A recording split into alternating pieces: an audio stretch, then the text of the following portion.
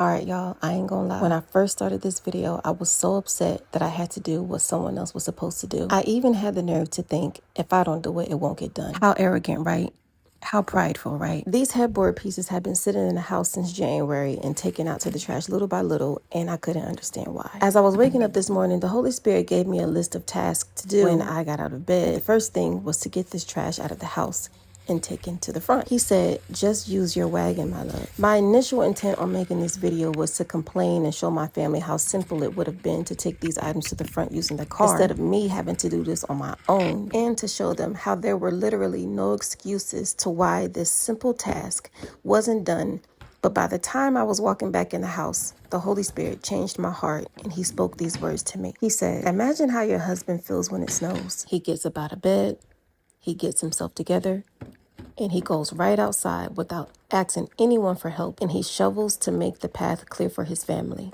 He doesn't even complain. He just gets it done. If he doesn't shovel the snow, it won't get done. I said, okay. Because of the pain his body endures from shoveling, even if my son would ask to assist him, he'd tell him no so that he wouldn't be in the same pain. Now that's sacrifice. I then thought about how sometimes my husband is out there all morning shoveling. I don't know if it's been therapeutic for him, but until we had that winter blast that kept bringing snow every few days, my husband has never asked for help shoveling the snow. But this year was the first year that he allowed the kids to help him. And this was after he'd already been outside for a few hours. I said, Holy Spirit, you sure know how to soften someone's heart, huh?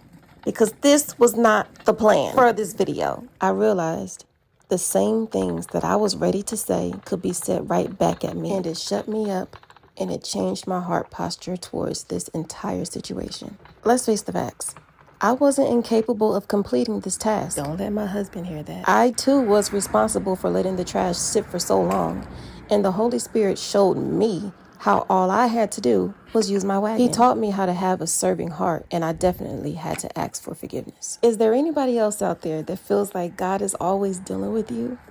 Every time you turn around, you're the one that's getting the lectures and the discipline, and you start to feel singled out. But I know that it's for my good. And at the end of the day, one of my prayers has always been, Father, make me a better wife, make me a better mother, make me a better woman. And in order for those prayers to be answered, he's going to put you through tests and trials to see if that's what you really want. I told him that I wanted to be better for my family.